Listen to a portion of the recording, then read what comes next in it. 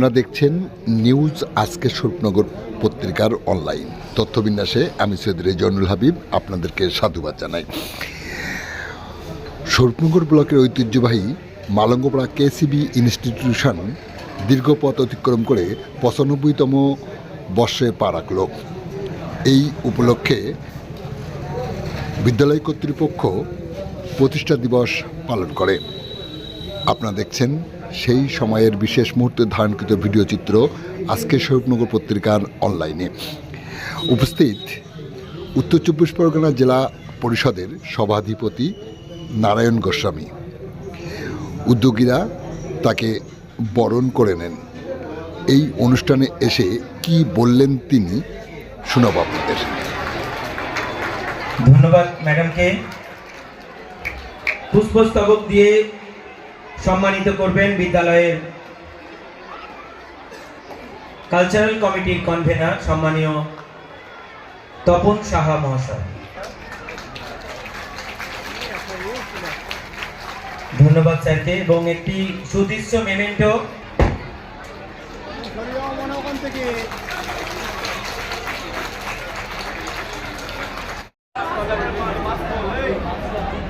মার্কসটা একটু ওপেন করো।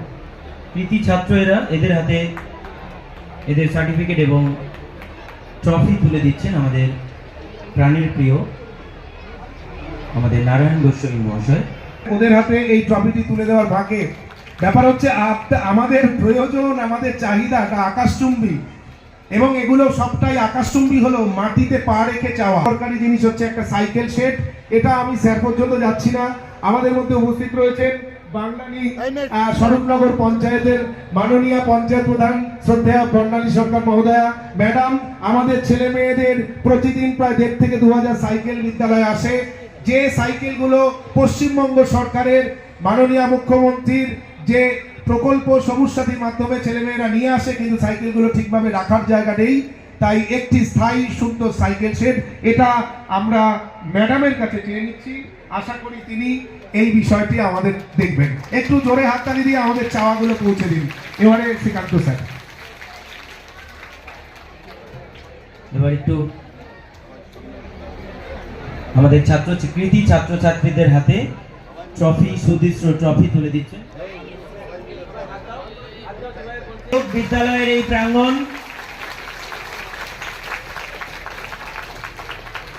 আমরা অশোকনগর বিধানসভা সভাধিপতি উত্তর চব্বিশ পরগনা জেলা পরিষদ।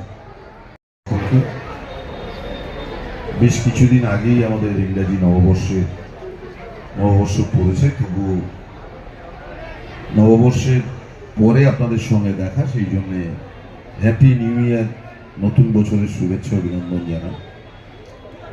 মালঙ্গপাড়া কেসিবি ইনস্টিটিউশনের ৯৫তম বর্ষ উদযাপন। ৯৫তম বর্ষ উদযাপন অর্থাৎ একটা প্রায় ১০০ বছরের সংগ্রামের ইতিহাস। প্রথমেই আমি আমার প্রণাম জানাবো সেই সমস্ত মহামানবদের যাদের উদ্যোগে এই বিদ্যালয় প্রতিষ্ঠা পেয়েছে। তারা প্রায় সবাই আজকের তারিখে আমাদের মধ্যে নেই। আমি বিনম্র চিত্তে তাদের প্রতি আমার প্রণাম জানাই। যে একটা মহৎ কাজ তারা করে রেখে গেছেন পরবর্তী প্রজন্মের জন্য। মঞ্চে উপবিষ্ট গ্রাম পঞ্চায়েতের প্রধান সহ নির্মাণ সহায়ক সহ আমাদের সমস্ত আমাদের কর্মাধ্যক্ষ শিক্ষা রজুগোপাল বিশ্বাস, এখানে কর্মাধ্যক্ষ নব ঘোষ, মাননীয় প্রধান শিক্ষক প্রণব বাবু, ইজ টু মাচ অ্যাক্টিভ, খুব উদ্যোগী মানুষ। ওনার জন্য একবার হাততালি দিন। এবং শুধু ওনার কথা আমি বলবো না, টোটাল টিচার্স যারা আছেন, শিক্ষক শিক্ষিকা বৃন্দ, দ্যার অলসো ভেরি গুড, খুব ভালো পঠন পাঠন করেন। পরিচালন সমিতির পক্ষ থেকে এখানে দেবাশিস দা আছে, মোহন দা আছে এবং আমাদের পঞ্চায়েতের মনীষান্ত এনএস বলেছে রেজাউল এখানে আছে এবং আমার পঞ্চায়েতের সমস্ত মেম্বাররা আছে। আমি আর আলাদা করে নাম বললাম না। অ্যাকচুয়ালি আপনারা জানেন যে অশোকনগর উৎসব 12 তারিখ থেকে শুরু হয় প্রত্যেক বছর, স্বামী বিবেকানন্দর জন্মদিন থেকে 19 তারিখ অবধি চলে। আজকে 18। ভীষণ চাপে আছে। তার মধ্যে থেকেও বিশেষত বাবলা, সঞ্জয় চক্রবর্তী এবং অনুপ এবং অবশ্যই হেডমাস্টার মশাই, এদের 3 জনের চাপে আমাকে এই পর্যন্ত আসতে হয়েছে। আমি প্রথমেই বলে রাখি, যেহেতু আমি এই মাটির ছেলে, খুব কাছাকাছি থাকি, এর ইতিহাস আমার জানা, যে স্বর্গীয় পঞ্চানন বক্সী এই যে যত বিডিও অফিস, যত জায়গা, থানা, স্কুল, সব পঞ্চানন বক্সীদের জায়গা, মাননীয় বক্সীদের জায়গা। তো স্বর্গীয় পঞ্চানন বক্সী এই কৈলাসচন্দ্র ভট্টাচার্য হচ্ছে তার মামা হন, এবং এই মামা কলকাতা হাইকোর্টের একজন নামকরা আইনজ্ঞ মানুষ, মানে উকিল, অ্যাডভোকেট। তো ওনারও অনেক বিত্তশালী মানুষ। তো স্বর্গীয় পঞ্চানন বক্সী, আমার শোনা কথা যে ওনার মামার কাছ থেকে 500 টাকা নিয়েছিলেন ব্যবসা করবেন বলে, এবং তিনি দক্ষিণ কলকাতার চেতলা এলাকায় ওই টাকা দিয়ে ব্যবসা করে, ধান চালের গোডাউন ইত্যাদি ইত্যাদি এই ধরনের ব্যবসা করে। সেই ব্যবসা করতে করতে তিনি যথেষ্ট বিত্তবান হয়ে পড়েন দীর্ঘ কয়েক দশকের মধ্যে, এবং তিনি এই সমস্ত দান জায়গাগুলো কেনেন বা পুরুষানুক্রমে পান, এবং তিনি সেই পয়সা থেকে, তখন তো ব্রিটিশ ইন্ডিয়া, তো সেই ব্রিটিশ ইন্ডিয়ার সময় তখন পরিকাঠামো আরো দুর্বল ছিল, ছোট ছিল। তিনি তার ব্যক্তিগত পয়সায় পঞ্চানন বক্সী এই বিদ্যায়তন প্রতিষ্ঠা করেন, আমরা সবাই। এবং তিনি যখন প্রতিষ্ঠা করলেন, নিজের নামে করেননি, তিনি এতটাই তার নিজের মাতুলের প্রতি তার কৃতজ্ঞতা, তার শ্রদ্ধা রাখবার জন্যে স্বর্গীয় কৈলাসচন্দ্র ভট্টাচার্যের নামে বিদ্যায়তন প্রতিষ্ঠা করেন। আজ পায়ে পায়ে আমরা 95 বছরে পা দিয়েছি। আমাদের সায়েন্স এক্সিবিশনের স্টেট লেভেলের যারা চ্যাম্পিয়ন, কলকাতার সায়েন্স সিটিতে যারা অনুষ্ঠান করেছে, তাদেরকে ধন্যবাদ জানাবো। একটা বিদ্যায়তনের মূল বিষয় হচ্ছে ছাত্র এবং ছাত্রী, পঠন পাঠন। তা আমি আমার দৃঢ় কণ্ঠে, আমি যেহেতু এখানকার ইতিহাস, এখানকার ভূগোল খুব ভালো করেই জানি, আমি এটা দৃঢ় কণ্ঠে বলতে পারি, স্বরূপনগর অ্যাডমিনিস্ট্রেটিভ ব্লকে সবচেয়ে পুরনো বিদ্যালয়ের নাম মালঙ্গপাড়া কেসিবি ইনস্টিটিউশন, সবচেয়ে পুরনো। এবং শুধু তাই নয়, এখানে পড়াশুনো যথেষ্ট ভালো হয়, একদম সেন্টার প্লেস, এবং অনেকেই আছেন, বিশেষত এখানে ছাত্রদের থেকে ছাত্রীদের সংখ্যা বেশি। এটা একটা গুড সাইন।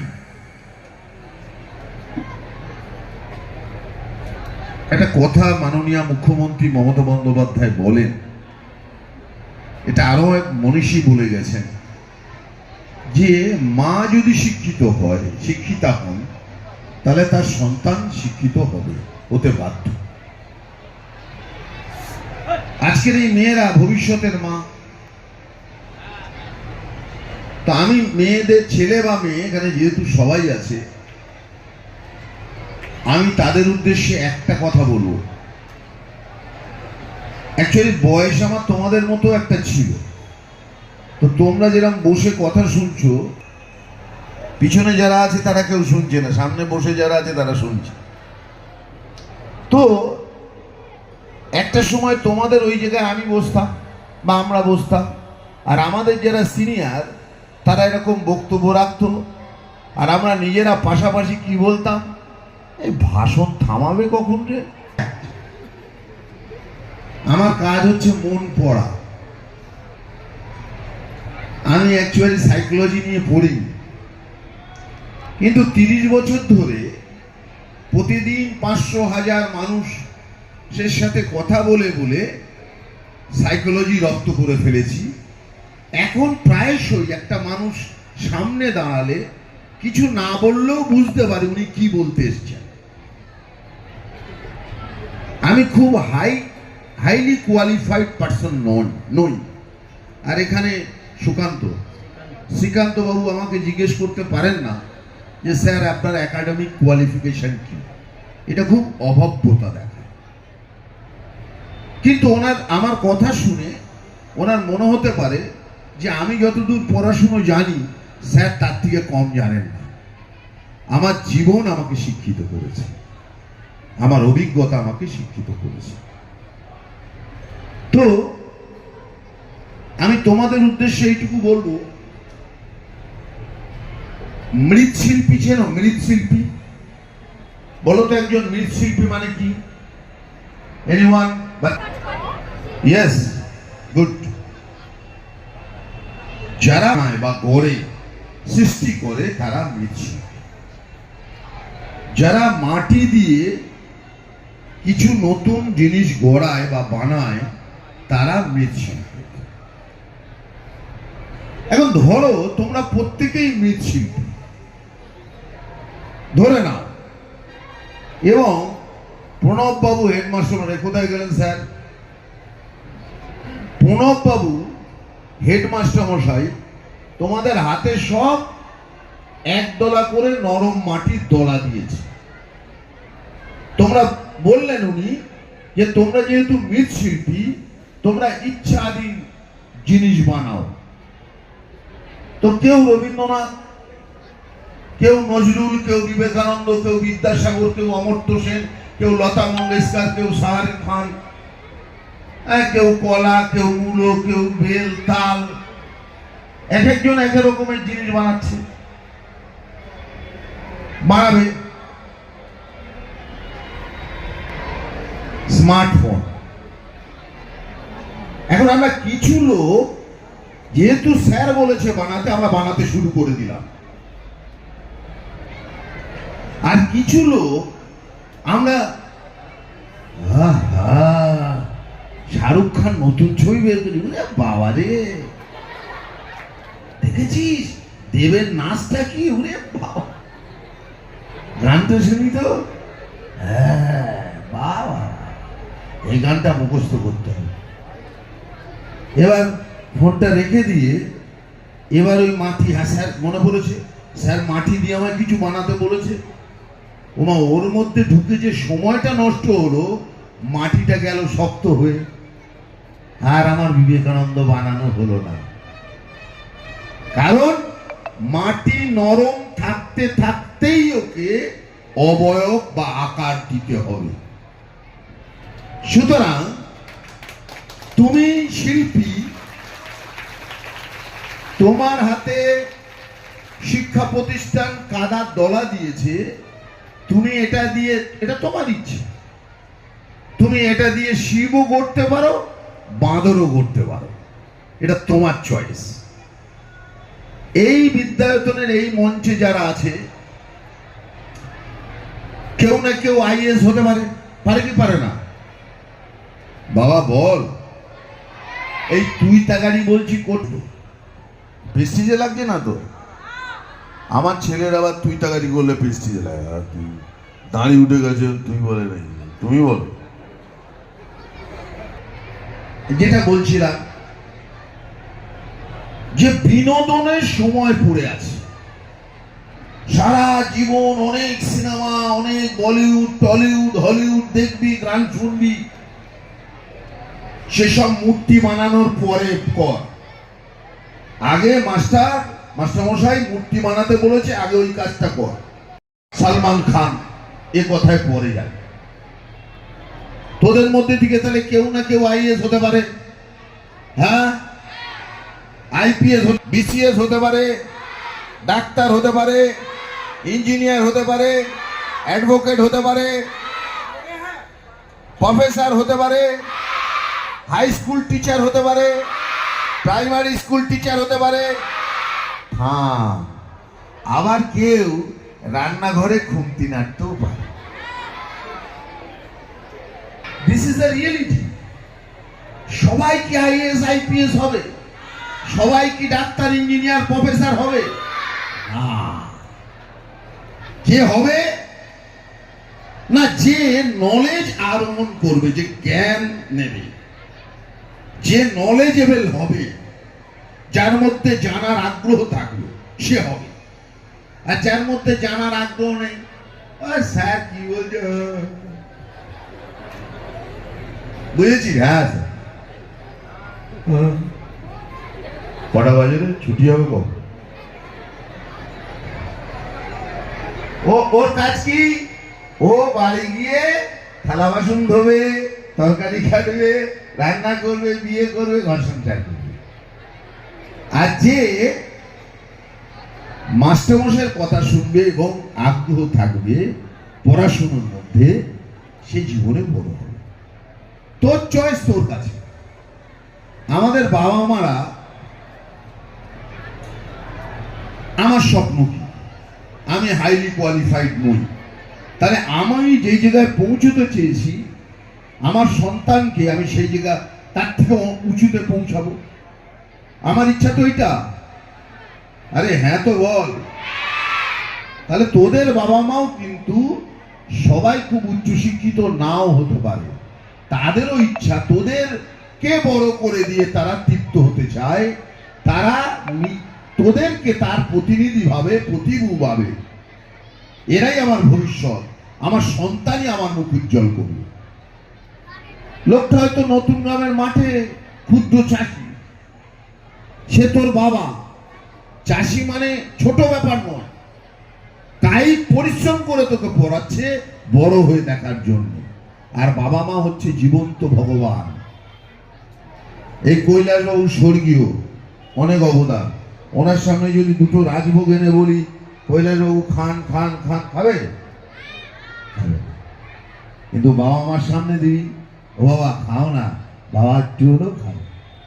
বাবা মা হচ্ছে জ্যান্ত ভগবান, জীবন্ত ভগবান।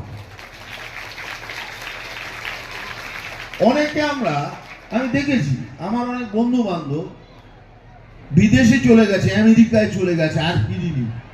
ওখানেই মেম সাহেব বিয়ে করে আছে, আর বাবা মা লাঠি নিয়ে এরকম করতে করতে, এ পড়াশোনার কোনো দাম আছে? আমি তো মনে করি পড়াশোনার কোনো দাম নেই। যে পড়াশুনো আমাকে দায়িত্ববোধ শেখায় না, যে পড়াশুনো আমাকে সামাজিক বোধ শেখায় না, সেটা কোনো পড়াশুনো নয়। আমি প্রতিষ্ঠা পাবো, আমি আমার পরিবার দেখব, আমি আমার সমাজ দেখব, সেটাই হচ্ছে শিক্ষা।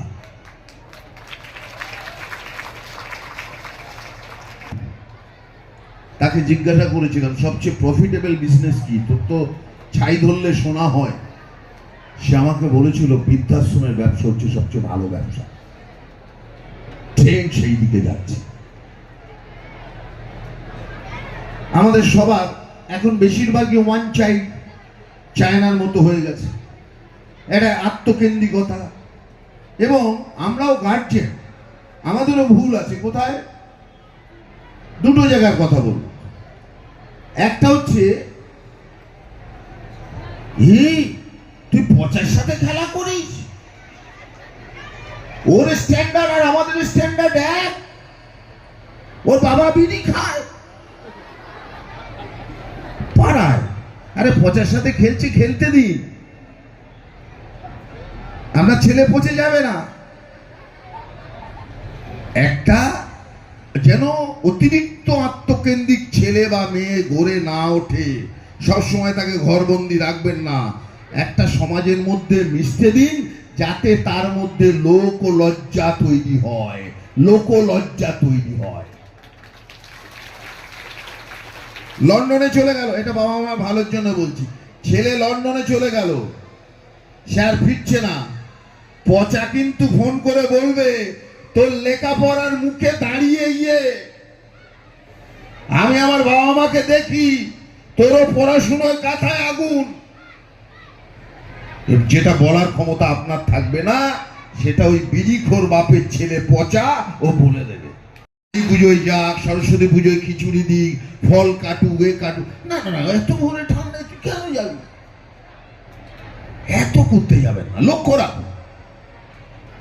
খেলাধুলোর মাঠে যাক, মানে সামাজিক লোক লজ্জা, মেলামেশার মধ্যে দিয়ে পাড়ার একটা বন্ধুত্ব গড়ে উঠে, এটা কিন্তু আমাদের বাবা মার দেওয়া দরকার। আর মোবাইলের অ্যাডিকশনে যাবে না। মোবাইলের মধ্যে ভালো জিনিস আছে, খারাপও আছে। মোবাইল সব খারাপ তা নয়। প্রসপেক্টাসে যে বই বের করেছে ক্লাস 9-এ, বইয়ের নাম জীবন বিজ্ঞান, লেখা সে সমরেশ বসু, তুইও তাই কিনলি। ওখানে যা লেখা প্রশ্ন তাই পড়েছে, তুই তাই উত্তর দিলি 10 নম্বরে, নাম্বার দেওয়ার সময় 6। কেন কিপ্টেমি? কেন না? দিদিমণি বা স্যার বলছে তুমি যা লেখা সব লিখেছো, কিন্তু অর্নামেন্টস দাওনি, অলংকার দাওনি, একটা কোটেশন, আর একটা লেখকের কিছু একটা। বইতে যা লেখা তুই তাই লিখেছিস, তারপরেও 10-এর মধ্যে 6-7। অর্থাৎ আজকের দিনের পড়াশুনোটা রেফারেন্সিয়াল বইয়ের উপরে অনেকটা নির্ভরশীল। একটা বই দেখে পড়াশুনো করে IAS IPS হওয়া যাবে না। দিস ইজ বাস্তবতা, এটাই কঠোর বাস্তব। মাস্টারমশাইরা কৃপণ, মাস্টারমশাইরা এই কথা শুনলে আমার দুঃখ ভাবে, স্যার কৃপণ বলে, ওনারাও বোঝেন যে না আমি ঠিক কথাই বলেছি। আর জানার আগ্রহ যত সময় থাকবে, আরো জানবো, আরো জানবো, আরো জানবো। এই স্কুলে অনেকে PhD করা মানুষ আছে, টিচার থাকতে পারে, ধরে নিলাম আছে। তিনি যে সাবজেক্টে আমার সাথে আলোচনা করবেন, আমি আলোচনা করতে রাজি আছি। তো তার মনে হবে যে স্যার আমার থেকেও বেশি বোঝে। কেন? আমার জানবার আগ্রহ। হয়তো একাডেমিক কোয়ালিফিকেশন নেই, কিন্তু আমার জানবার খিদে আমাকে এই পর্যন্ত পৌঁছে দিয়েছে। জানতে হবে, জানার কোনো শেষ নেই, এর কোনো শেষ হয়। আর ওই আগ্রহ যত সময় তোর মধ্যে থাকবে, তোর গ্রোথ হবে হবে হবে হবে হবে। আর যেদিন জানার আগ্রহ থেমে যাবে, তুই বুঝে নিবি সেই দিন থেকে তোর স্খলন শুরু। জানার আগ্রহ নেই, স্খলন শুরু। ও মাস্টার গুলে খাওয়ালো, আর কিছু হবে না। জানার আগ্রহটা ভেতর থেকে থাকবে। অনেক কথা বলে ফেললাম। এখন কি জানি, মোবাইল টোবাইল গুলো একটু বাদ দে, বিনোদন আছে। আমি একদিন গেছি সকালবেলা, সন্ধ্যেবেলা 7:30-8টার সময়। বাড়িতে আমি ফিরি ন্যাচারালি 10টা, 10:30। সন্ধ্যেবেলা 8টার সময় তোদের আন্টি কাকিমাকে বললাম আমার 1 কাপ চা দাও। তো যেখানে আমরা রাত্রিরে শুই সেই জায়গায় বসেছি, পাশে সোফা, আমার ছেলে সোফায় বসে, সামনে ল্যাপটপ, কানে এরকম গ্রামোফোন রেকর্ডের যেরকম 2-4টি, এটা এরকম লতা মঙ্গেশকর, মান্নাদের রেকর্ডিং এর সময় ছবি দেখেছিলাম, বড় বড় থাকে না। কি করছে? হঠাৎ আমি তো চা খাচ্ছি, পিং সাইলেন্স, কোনো আওয়াজ নেই। হঠাৎ আমার ছেলে বলছে, মার মার মার, বাদিক করে মার।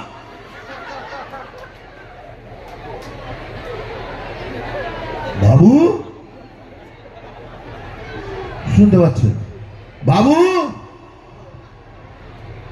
কিছু বলছো?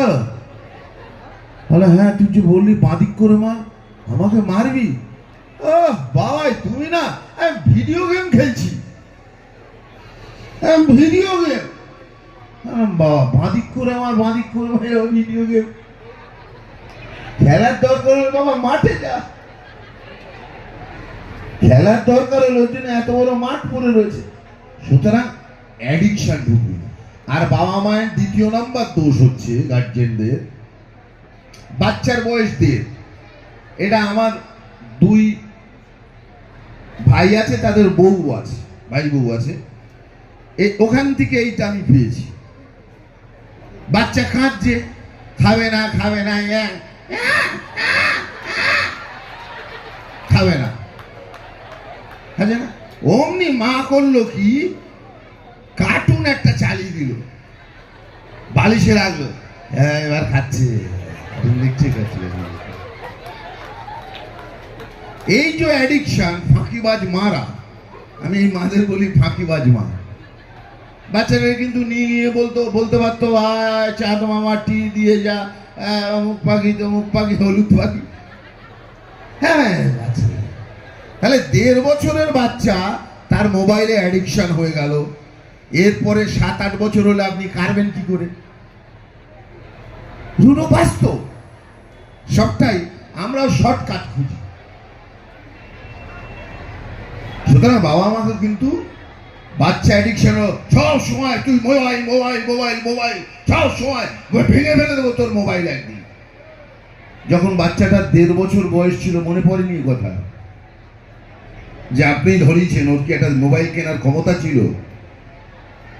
বুঝতে হবে। তো যাই হোক, ভীষণ ভালো থাক। স্যার 2টো প্রস্তাব দিয়েছেন, 2টো একসঙ্গে হবে না, একটা একটা করে হবে। প্রায়োরিটি কোনটা স্যার ঠিক করে দেবেন। ঘটনাচক্রে যিনি শিক্ষামন্ত্রী, তিনি আমার দাদা, আমার অগ্রজ, আমার বন্ধু বিশেষ। করছি, সেই জন্য মোটা গোপ এখন আর নেই। অনেকে বলে নারায়ণ গোস্বামী তো এটা কি চওড়া গোপ ছিল, দক্ষিণ ভারতের নায়কের মতো, চিরঞ্জীবীর মতো। মালটা নেই এখন। যাই হোক, স্যারকে বলবো দিন। এবং সবচেয়ে আনন্দের কথাই, যিনি হায়ার এডুকেশন ডিপার্টমেন্টের principal secretary mister Binod Kumar IAS, তিনি আমার বন্ধু ভুজুং ফ্রেন্ড। সুতরাং আমার ধারণা, আমি হেডমাস্টার মশাই এবং 2জন এখানে সেক্রেটারি আছে। এই প্রথম সেক্রেটারি ছিল হচ্ছে পঞ্চানন বক্সি, শেষ সেক্রেটারি হচ্ছে সঞ্জয় চক্রবর্তী। এখন তো ম্যানেজিং কমিটির ফরমেশনটা পাল্টে গেছে এবং অনুপও ফার্স্ট প্রেসিডেন্ট হচ্ছে অনুপ। তো যাই হোক, আরো ম্যানেজিং কমিটির আছে, এরাও অনুপ এবং বাবলার কথা না বললেই নয়। সবসময় স্কুলের জন্য যখন দায়িত্বে ছিল, একটা পিছনে লেগে থাকার ব্যাপার থাকে না, হ্যাঁ এটা কর এটা কর এটা কর, অনুপ দাদা করে দাদা করে দাদা, রাগ হয়ে দূর আজকেই করে দিই, তাহলে তো থামবে। এটা বলার লোক না থাকলে যা হয়। আবার বাবলা আর অনুপ নতুন করে বলা শুরু করেছে। আমি আপনাদেরকে বলছি, আমি চেষ্টা করছি একটা স্যাংশন আগামী 2 মাসের মধ্যে যাতে আপনাদের এই স্কুলে দিতে। হেডমাস্টার মশাইয়ের প্রথম কাজ কি হবে? Institution head of the institution, জেলার সভাধিপতিকে একটা চিঠি করা এবং পারলে একটা ডিপিআর বানিয়ে দেওয়া, রাফ এস্টিমেট ডিপিআর, আপনি কি করতে চাইছেন তার একটা রাফ ডিপিআর করা। আমি ওটা পিডব্লিউডির কোনো ইঞ্জিনিয়ারকে দিয়ে ভেট করিয়ে দেবো।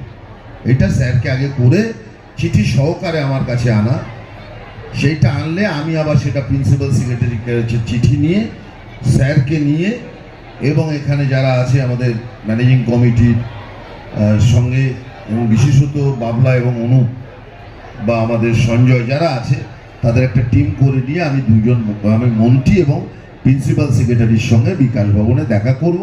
সেটা পারলে এ মাসের শেষেই যদি হয়, আই হ্যাভ নো প্রবলেম, আমার কোনো সমস্যা। তাহলে গল্প শেষ, একটা গান শোনাই নাকি? রিবা পাড়া রিবা। নমস্কার, তোরা সবাই ভালো থাক, আপনারা সবাই ভালো থাকুন। নমস্কার। ক্লাস 6 তৌমিল ইসলাম, ক্লাস 6 মৌবনী মণ্ডল, ক্লাস 5 তাহিনা মণ্ডল, ক্লাস 6